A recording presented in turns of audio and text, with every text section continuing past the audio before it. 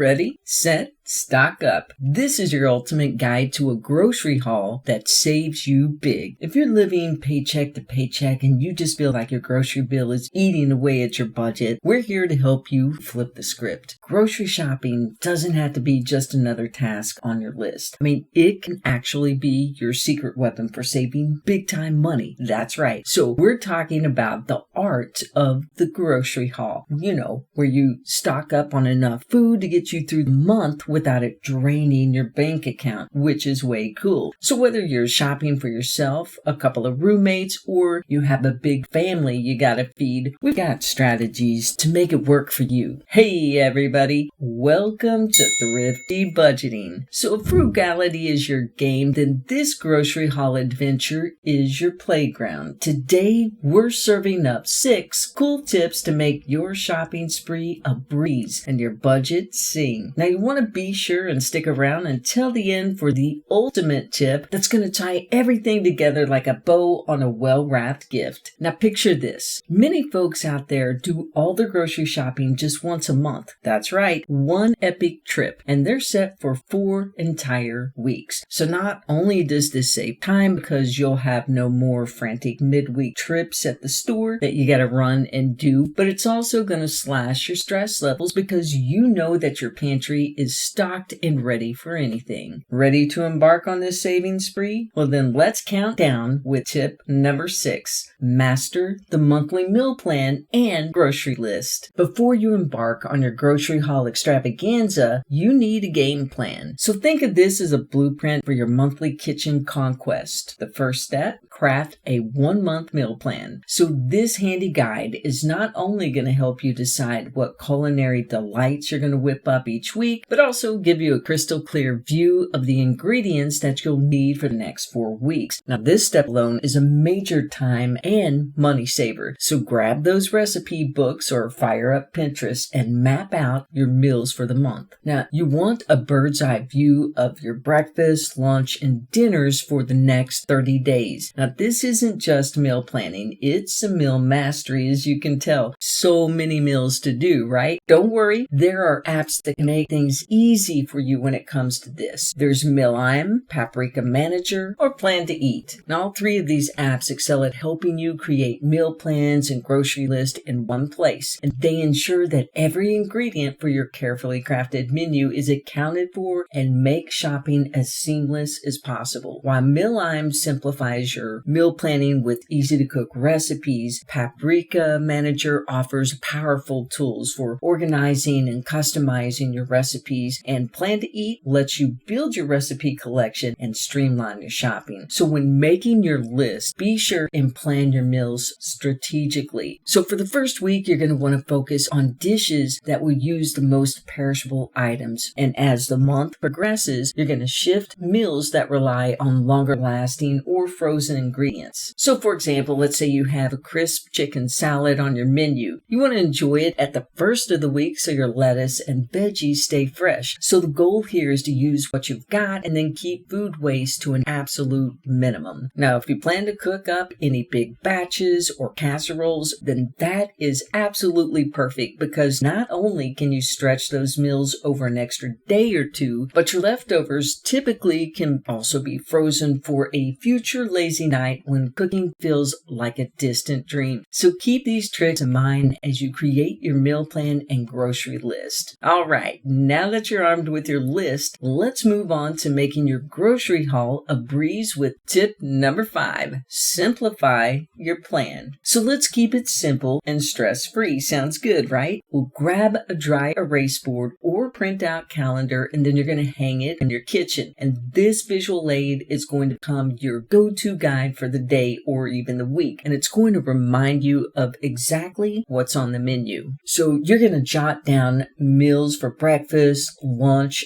dinner, dessert, and snacks. And this quick reference really is going to take the guesswork out of your day, and it's going to keep everyone on track because, let's admit, nobody wants to hear, hey, What's for dinner? On repeat, right? And here's where the fun begins. Notate your calendar with recipes or throw in themed meals. You could have Meatless Monday, Taco Tuesday, or Waffle Wednesday. You get the idea. This not only adds some excitement to your meal planning, but might also inspire family members just to jump in and help you with your meal prep. Who knew a calendar could be so empowering? Now we're on a roll, so let's move on to tip number 4, check your inventory. Before you embark on your grocery haul adventure, definitely do a deep dive into your kitchen inventory. Skipping this step can lead to pantry that's overflowing with extras like 5 jars of mayonnaise or enough lettuce to open a salad bar. So if you're trying to live within your budget, this is where things can go off the rails. So take a moment just to peek in your pantry, raid that fridge, and dig through your freezer. By doing this step, you'll ensure that you don't end up buying duplicates of what you already have, which is crucial when you're on a tight budget. Why buy more canned beans when you've got enough to last through an apocalypse? So after you've scanned your stash, revisit your grocery list. You want to look through to see if you can substitute what you have for what you need. So let's say, for example, you need fresh tomatoes for casserole, but you have canned ones that's already sitting pretty on your shelf. So use those instead. Makes sense, right? So it's just a small change that can really save you money and helps you avoid wasting perfectly good ingredients. And remember, in the world of grocery hauls, every penny does count. So now that you're prepped and ready, let's get to the actual grocery haul. Starting with tip number 3, grocery grab, stick to the plan, and save big. Now the goal here is to treat the grocery haul like a mission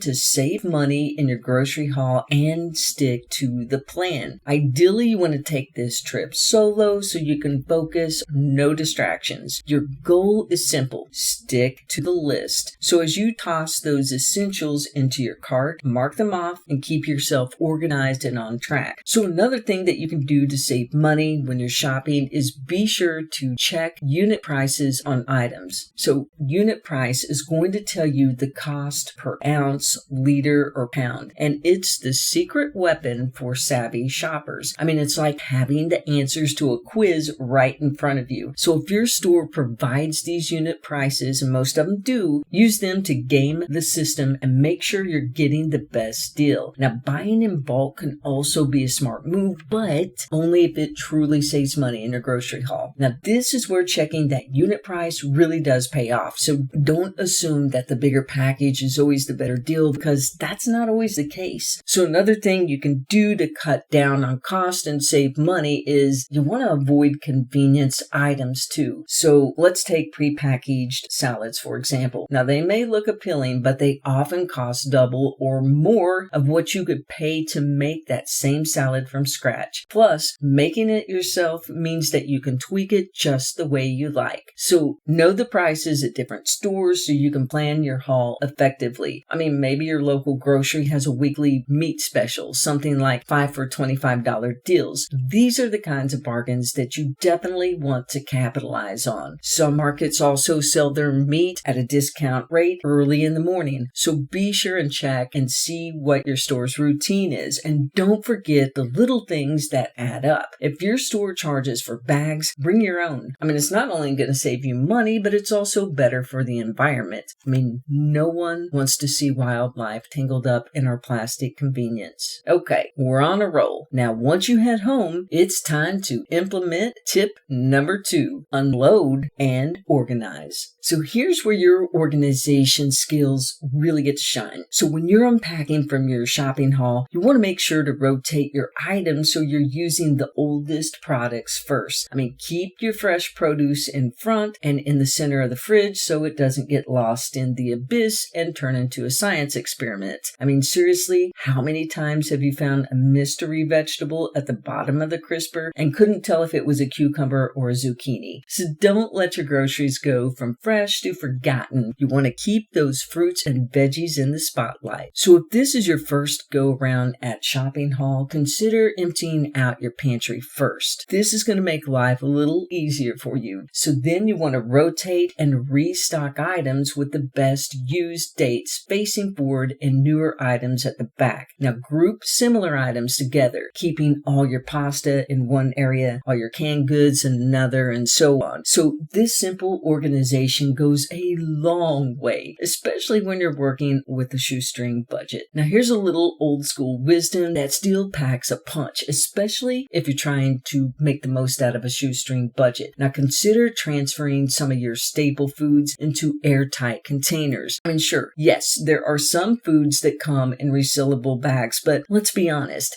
getting those to actually reseal properly is like trying to solve a Rubik's Cube blindfolded sometimes. And don't get me started on cereal boxes. Trying to roll and fold those bags up usually just results in a shredded box and stale cereal. So by putting things like cereals, flour, sugar, pasta, rice, beans, and oats into airtight containers like Tupperware or Rubbermaid, you're not just keeping your food fresher longer, you're also preventing any unwelcome critters from sneaking in, cutting down on the messes, and giving your pantry that clean, organized look. Oh, and don't forget to label those containers with the best buy date. You don't want any surprises later on. Now, one extra tiny tip, try to keep your grocery haul focused solely on food items. Toiletries, soap, makeup, and shampoo. It's better to actually budget for those separately. And it's also easier to manage your expenses when you keep your categories distinct. And the last tip that ties it all together is tip number 1. Avoid shopping when you're hungry. So listen, the layout of your local supermarket is like a well-planned trap designed with sneaky marketing strategies to tempt your taste buds and your wallet. I mean, supermarkets often place certain foods near the entrance so they can engage your senses and create that welcoming atmosphere, hoping that you're going to spend more time and money in their aisles. So have you ever noticed how fresh produce like fruits, vegetables, and flowers are right up front, hitting you with that burst of vibrant colors? Well, it's all part of the plan to put you in a good mood and get those shopping juices flowing. And don't even get me started on the aroma of freshly baked bread or roasting chicken. I mean, it's like they're whispering, "Buy me. You know you want to."